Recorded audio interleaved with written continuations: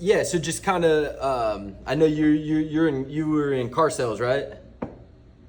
Well, what better way to go from car sales to car detailing sales? You know that car pretty well. So, and you probably already have a good concept of the scratches and detailing aspects and stuff, just things complaints you had to deal with customers, anyways.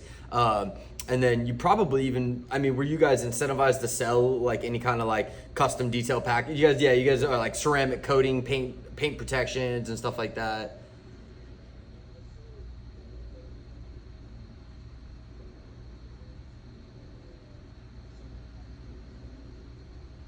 For sure.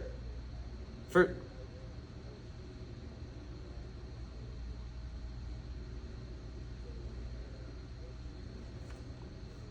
Okay. Okay, nice. How'd you get involved with Brandon?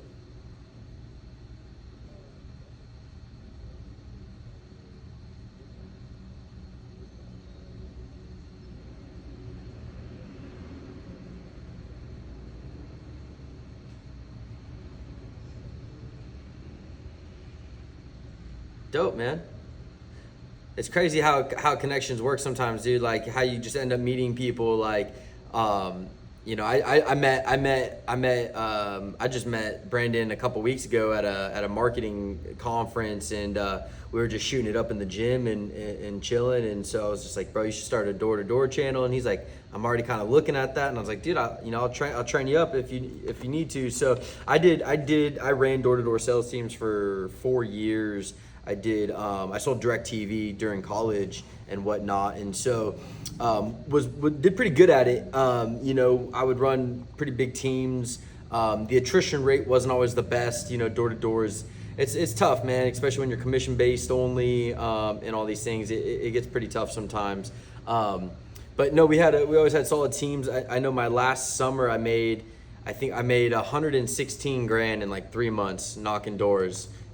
Yeah, selling direct TV, bro. And so super clutch.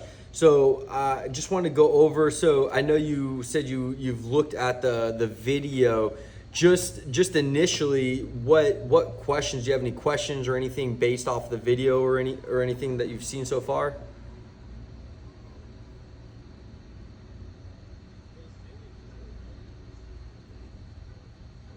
Okay.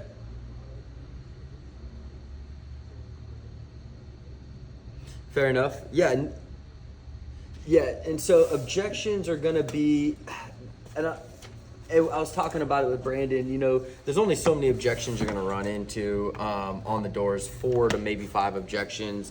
I haven't fully gone over those with Brandon yet. Kind of what I want to do with you on this first call is what we're gonna do is we're just gonna go through the script from the top to bottom, and we're going to talk about body language. So body language is huge. Again, I know car sales, it's a little bit different. You're in a building. I mean, yes, you are cold calling and getting people to come to you, but at the end of the day, whether you cold called them or whatever, they're driving to your place and coming to you to see you. You are going into their home and disrupting them from whatever it is they're doing. They don't care to talk to you. They don't want to talk to you. Their first thought is, all right, how do we get this guy to just leave right now? So what I'm gonna do here is I'm just working on pulling up the script real quick so I can share my screen. Bam. Yeah, you're just a sleazy car salesman.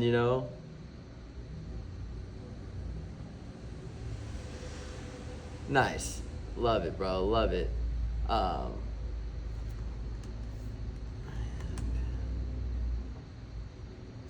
Brandon's script is right here. I'm just gonna open that up on the Word document really quick. And so, yeah, and I don't know how much they teach you and train you in the car sales industry, but like 80% of sales and communicate, even just regular communication, is metaverbal. So you've got verbal, which is how I'm talking to you right now, and then metaverbal is your body language, your cues, and so you can lead conversations and push people in the directions you want them to go by using certain body language and certain positioning and certain mannerisms. And it's especially important when you're on the doors.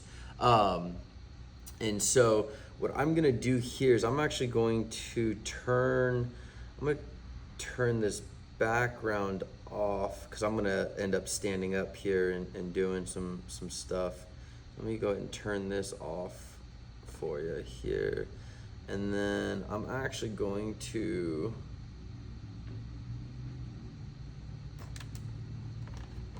all right, I'm gonna take all this off. We got our sales manager, he's doing calls in here too, so. Yeah, no, you're good. I hear him, so no sweat. All right, so I'm gonna share my screen real fast here.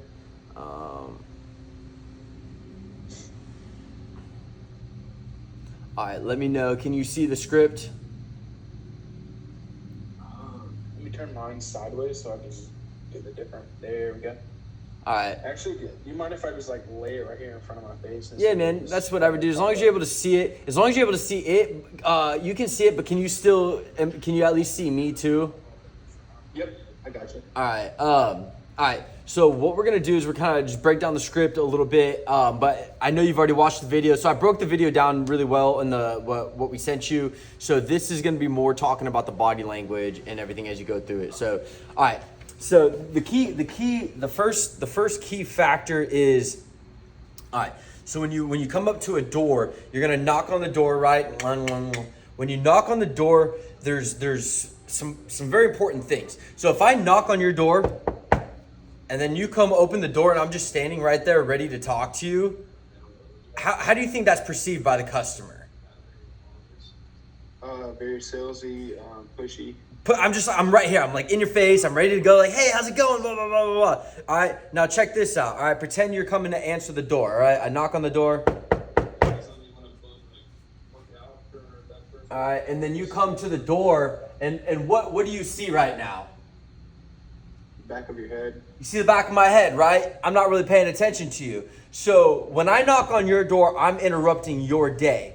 But when I knock on your door and you come to the door and you see my back, what do you think your first reaction is going to be to say to get my attention? You're not even going to open the door. That's not true. People will almost everyone will open the door. But what they're going to do is they're going to open the door and they're going to be like, can I help? And what I'll do is I intentionally will not turn around until they say something. So I'll keep my back to the door and they'll say, can I help you? All right. And then I'll turn around and be like, oh, hey, yeah, how's it going? All right. So two things, really one thing just happened right there. I went from knocking on their door, interrupting their day, to where now they're opening the door and now they're interrupting what I got going on. Even though you're at their door, by them having to get your attention, they're now interrupting you and just gave you control. By saying, can I help you? What do you want? What are you doing? They're initiating the first contact outside of knocking on the door. So you knock on the door, you got your back to them, they open the door, hey, can I help you? Oh, hey, yeah, how's it going? Real quick. All right. So that's super important. That's huge metaverbal body language right there when it comes down to not sounding too eager right when you're on the door. All right. So boom. Now what you have to do is you have to hit them with the hook. So think about when you're scrolling on Instagram, Facebook, or whatever. What is that first line that the video says that's going to grasp your attention? And make you want to watch that video. These people are wondering, what are you doing on the doors? So that's what we've got a quick call. It's called an interrupt or a hook. All right. So when you knock on the door, you say, hey, real quick, been talking to several of your neighbors here in the area, and there seems to be one common issue. And you notice how I pause? All right. What do you think is going through that customer's head? They they start thinking about the common issues. They're like, oh, what could it be? yeah, they're like, oh, what's going on? What's the common issue? Now they're immediately engaged. All right, they're immediately like, because we are just curious people. There could be a guy running around with a gun doing a shooting, and you're gonna pop your head around and try to watch what's going on, even though there's bullets flying. I say this because this literally just happened to me on Sunday, and I almost got shot. It was crazy. Right. We're not gonna talk about that right now, but yeah. So so what you're doing is you're gonna intentionally pause. Now you don't want to pause too long. All right, you're gonna pause for like 1 to 2 seconds. So it seems to be a common issue going on. The customer will kind of give you a bewildered look. All right. Everyone is very busy and limited on time. I know you're also very busy, and I do not want to take too much of your time. All right. Now the customer's like, well, yeah, all right, cool, thanks. Like their brain is starting to think like, all right, he's not going to take too much of my time. What's he want? What's he doing? All right.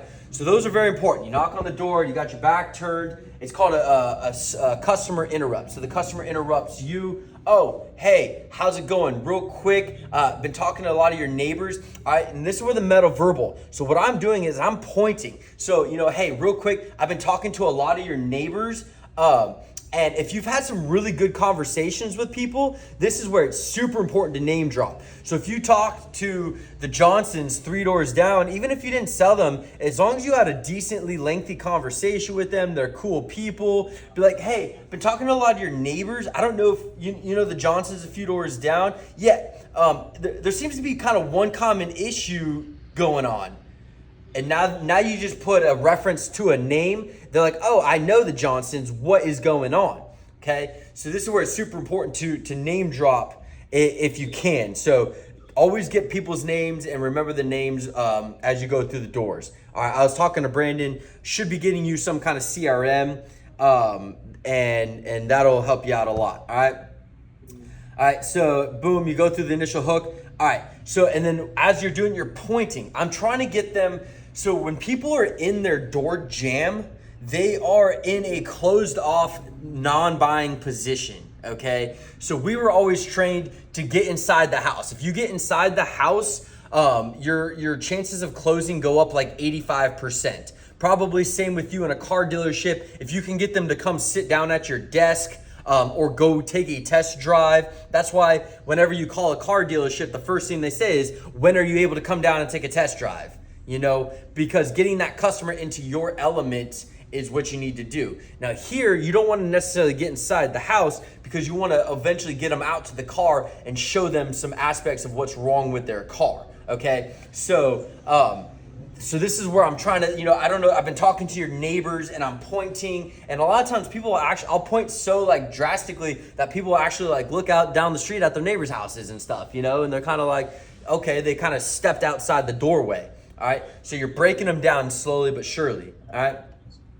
Then as you continue going down, it's an amazing neighborhood. I know you have a beautiful home. I can tell you take pride in everything you own. All right. So that line is super crucial. I'm prefacing. All right. By saying I can tell you take pride in everything you own. They're in their head, they're like, oh, yeah, I do take pride in everything I own. This is gonna come in handy when we start saying, well, then why is your car all messed up? Why is your car dirty, So we're prefacing and we're building this mindset that they do want to take pride in what they own, all right? Super important, all right? So then the reason I stopped by, and you wanna emphasize that, all right, I can tell you take pride in everything you own.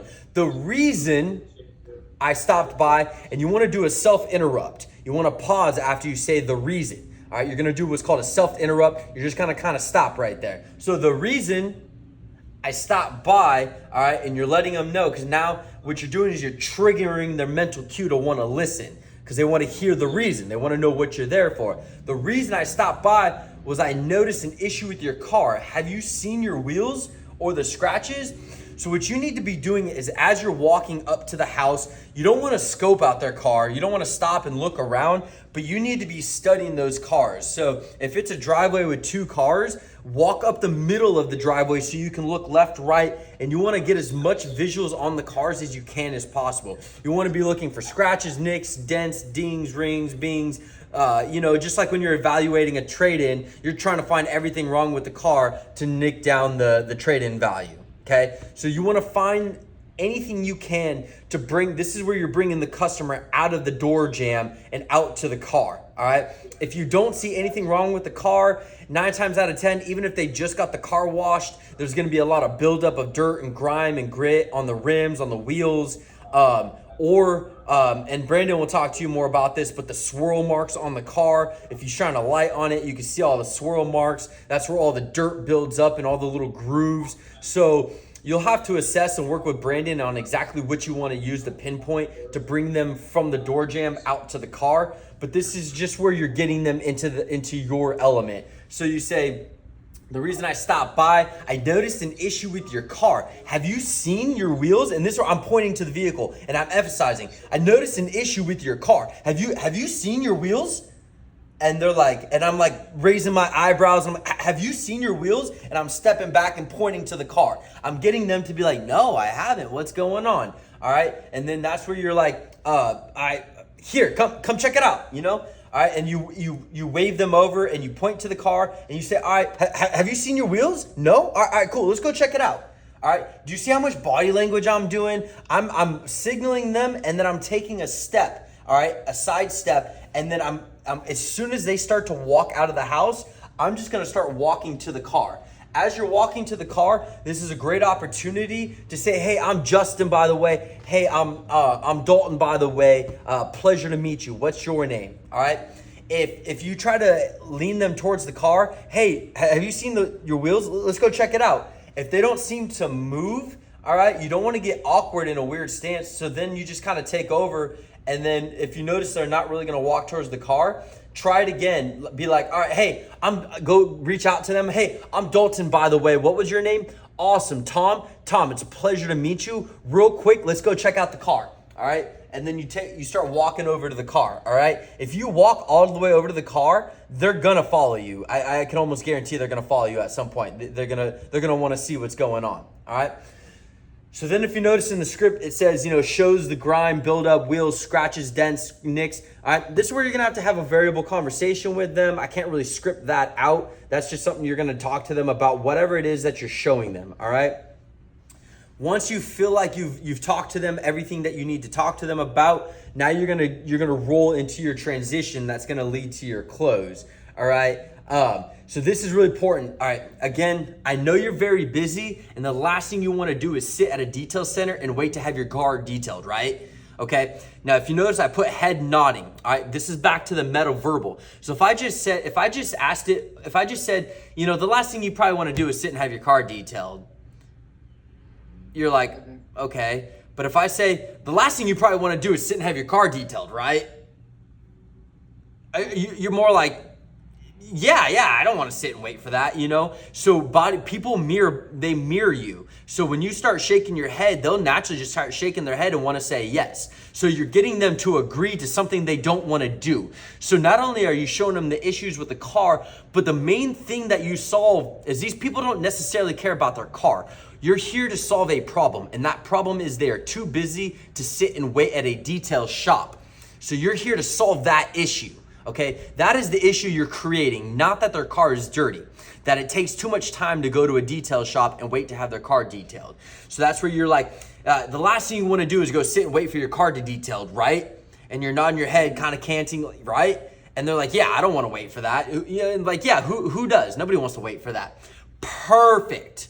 That's what I fix. Okay, so you just created a problem. Now you're emphasizing, and you want to emphasize perfect. That's what I fix, okay? So you just created an issue and now you're hitting them with what I fix, all right? Again, my name is Dalton, I work for blank, all right? And then you'll run through the script, all right? Now, when you get down to a little bit past that, let me ask you this. How many cars do you have right now that would benefit from this service, okay? I'm using ownership language. I'm not asking them, would you benefit from this service? Could you benefit? I'm saying, how many cars do you have right now that would benefit from this service? okay? I'm wanting them to give me an answer. If they say 1 or 2 or 3, bam, you're getting close to a close. You know, they're thinking about it, they're using ownership language, they're talking about it. So you say, all right, so you do that, all right? So that's where you use the ownership language, and then now is when you roll into the close, all right? So bam, immediately as soon as they say, I've got 2 cars, you say, perfect, here's what we can do. What we can do is we can do 2 cars per month. You're selling subscriptions. Brendan's gonna go over that with you. All right, and then you're gonna hit them with the price. As soon as you hit them with a price, you need to close them immediately. You need to close, and to close is to ask for their business, okay? So here's the offer. It's gonna run you X dollars per month. What's a good email address? We can get a scheduling link over to you. All right, so immediately, all right, cool. So what we're gonna do is we're gonna put you on a bi-weekly. We're gonna wash both your cars, and what we're gonna do is we're gonna give you a buy one, half one off. So it's gonna run you $750 a month. All right, what I wanna do is go ahead and get you scheduled. What's the best email address to get you get that scheduling link over to you? Okay, all right. Now, this is super important. So I already told Brendan you should have an iPad and you should have some kind of form that you're gonna fill out with this stuff. All right, so this is where it's very important. When you ask them what's a good email address to get the scheduling link over for, you are gonna look down in your iPad and you're gonna have the form ready to type in, and you are not gonna look up, you're not gonna acknowledge the customer. You are gonna sit there and you're gonna stare at your iPad until they give you an answer. And it could get awkward, but he who speaks first loses. Guaranteed, okay? I've sat there for a minute before, bro. Literally just dead silence for a minute. All right, after about 30 seconds, if they don't say anything, be like, cool, and what was that email address? But don't look up, and just be ready to type. All right, cool, what was that email? Cool, he who's, so you're gonna keep that mutual, you're gonna re-ask, you're not gonna look up, you're not gonna acknowledge. They're either gonna give you the email address or they're gonna give you an objection. At which point, on another call, we'll do some objection training. But at this point, you overcome the objection. I don't know if my husband's gonna go for it. You just hit him like, look, it's your car. Do you do the grocery shopping? Sweet. Do you ask your husband every single thing you could buy at the grocery store? No. When you guys got married, you guys gave each other the authority to make decisions. That's why you got married, because you trust and love and respect one another. This is getting your car detailed. He's not gonna be mad. If anything, he's gonna be pretty happy that you're getting your car detailed and you're showing the initiative. So if anything, you're gonna get a hug and a kiss and a pat on the butt. So he's gonna love you for it. So again, what was that email address? So whatever the objection is, you overcome it, and then immediately right back into the email address. And then they're either gonna give it to you or they're gonna come up with another objection. You overcome that objection, blah, blah, blah, blah, blah, blah, blah. Awesome, cool. So what was that email address? And until they either just tell you to screw off or they give it to you, all right? So bam, you get the email address, you look down, you're doing your thing, all right? Now, once they give you the email address, you're gonna continue filling out the form. Now, this is what I call escalation of personal information. The email address is the lowest level of pertinent information, okay? You could give out your email address to anybody. People give it out every day, whatever, all right? So once you get the email address, now we're gonna do ascend to more pertinent information. So, all right, perfect, awesome. Cool, so we got the email address. All right, awesome. And then you say, all right, and then hopefully you remember his name, John. All right, awesome, John, that's a great email. John, how do you spell your first name? Perfect. And then John, what's your last name? Perfect. All right, John, what's a good phone number for you? Perfect. I'm saying perfect out every time. Basically, I'm giving them feedback like, hey, you're doing good. It's like a little reward nugget. Like, perfect, you're doing good. You're doing good, John. You're doing good. Thank you. Makes them feel good. They keep giving you info, all right? So while you're on that train of getting info, it's like, boom, you just got the email. What's your first name, your last name, your phone number, and then whatever other information is on that form. Perfect. What's the year, make, and model of the car? Blah, blah, blah. Whatever's on the form that Brendan creates for you. All right. So boom. Once you get to the last bit of information, this is where, and again, this is what I'm recommending to Brendan. I don't know exactly what he's going to implement, but this is how I built the script because this is my recommendation. To get the customer to fully commit, you need them to commit with something. And how we're gonna do that is we're gonna do that with a debit or credit card, right? You gotta have some skin in the game, all right? Even if it's not any money, just getting a credit card on file. And so what I recommended to Brandon is they do a dollar hold on a card until the first wash, and then they activate the subscription. Okay, so this is where it says, okay, last thing. All right, and this is how I would frame it. All right, cool. First name, last name, phone number. All right, perfect. The last thing they're gonna do is they're gonna do a dollar hold to get the subscription activated. You won't be charged until your first wash. Would you like to put that on your debit or credit card? All right, and then immediately look back down. All right. If you make eye contact, it gets awkward. If you hesitate, it gets awkward. This is where you cannot hesitate. If you hesitation will get you killed. All right, hesitation can lose a deal. All right, you cannot hesitate right here. So that, again, awesome. Last thing they're gonna do is they're gonna do a dollar hold to get your subscription activated. You won't be charged until your first wash. Would you like to put that on a debit or credit card? And what I'm doing is I'm signaling my hand like a square, like as if I'm holding this as a business card, as if I'm holding like a debit or credit card in my hand, you know? So would you like to put that on a debit or credit card? All right, and then you look back down. And again, you do not talk. They're either going to give you an you know what? I don't really feel comfortable giving you my card info. No sweat. I totally understand. That's how most people are. You know, this is 2024. We live in a great world. You know, debit cards, they're kind of a dime a dozen. You can reroute your numbers. You can literally click a button on your app, deactivate the card, everything like that. Don't worry, I got you. What we're gonna do is we're gonna just slap the card info in here, get your subscription activated, and then we're gonna get you scheduled for your first wash. You won't be charged until the wash. Perfect. So did you want to put that on a debit or credit card? All right. And then you're just looking right back down in the iPad, man, until they either give you or whatever it is, okay? If nobody's saying anything, so I would look back down. If like 30 seconds goes by and nobody says anything, what I would do is while I'm looking down, I would just be like, cool, awesome. If you could just go grab that debit or credit card, I'll get you squared away and we can go and get you scheduled, okay? But I'm not looking at them. If you could just go grab that debit or credit card real quick, I'll get you squared away so we can get you scheduled.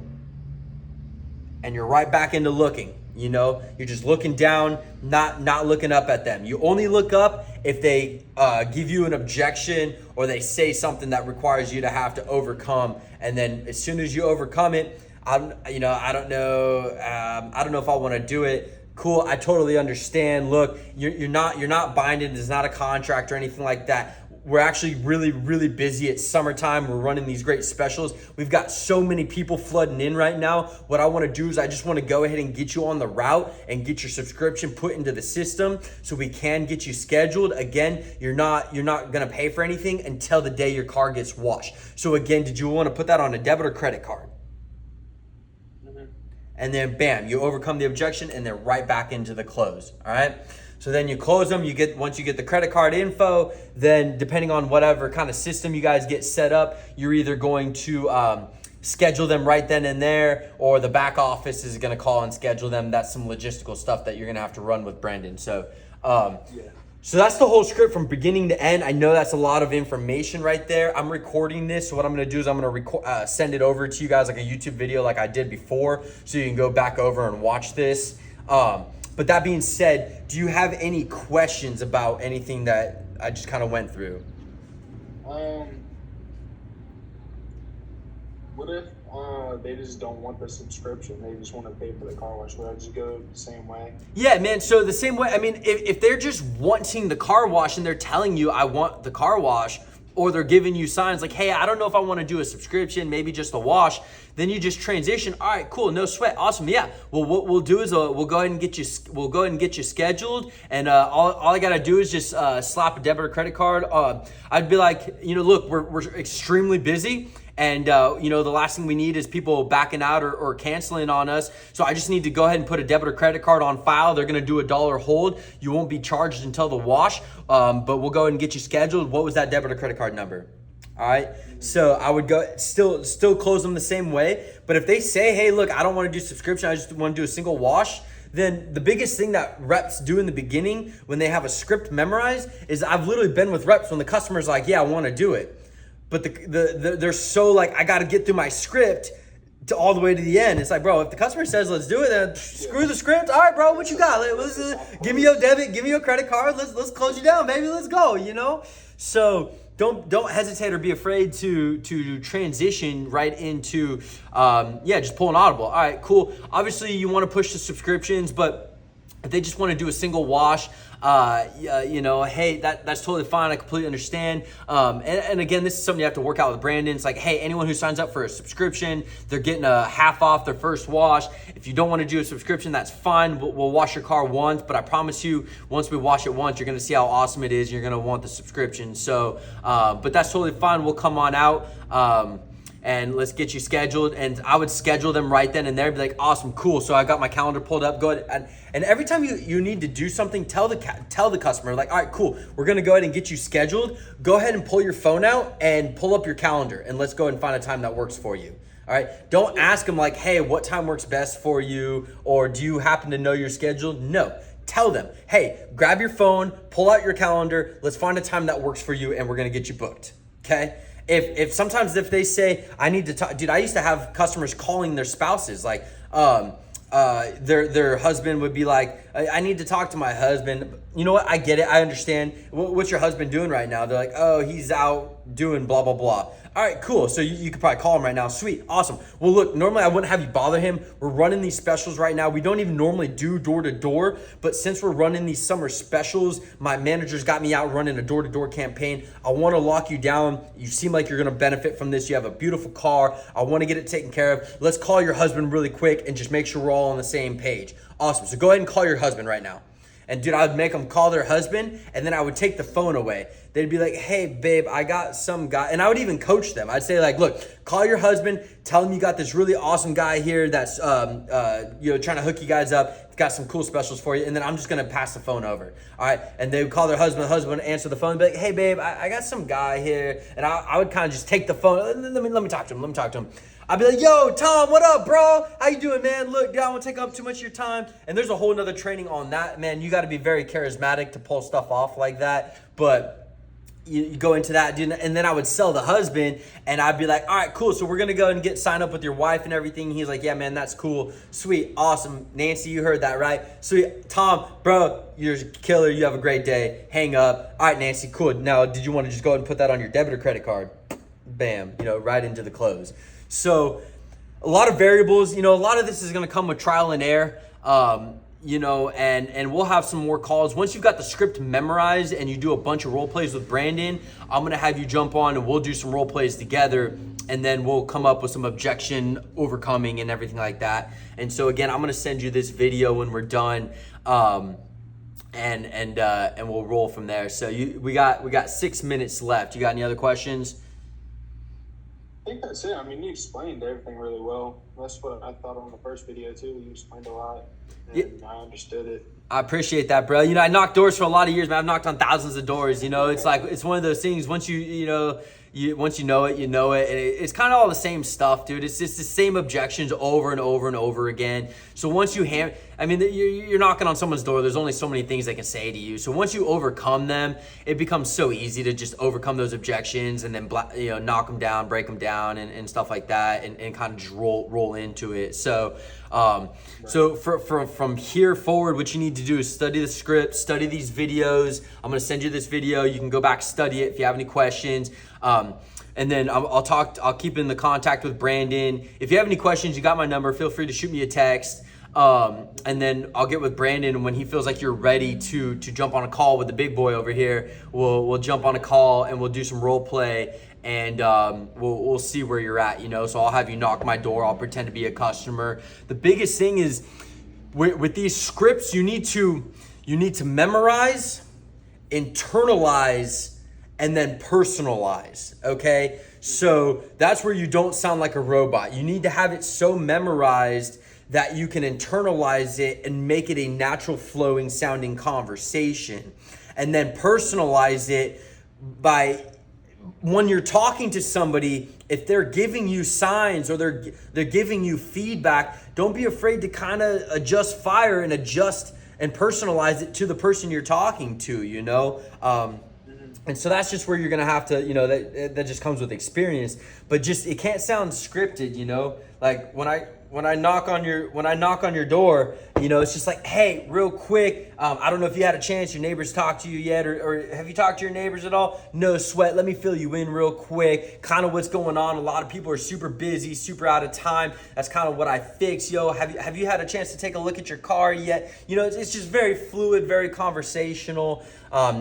The more you don't have your script memorized, the more you sound like you're reciting a script, the more you sound like a sleazy salesman, So got to have it memorized, and that's the most important part, is just have it so memorized that you don't even need to think about it. Like your favorite song, you could just spit it off at the top of your dome without even thinking about it, So, so that's where we're at with that. So get it memorized, personalize, and internalize it, and then we'll jump on a call and like maybe sometime next week, the first of the week, and kind of go from there. All right, brother?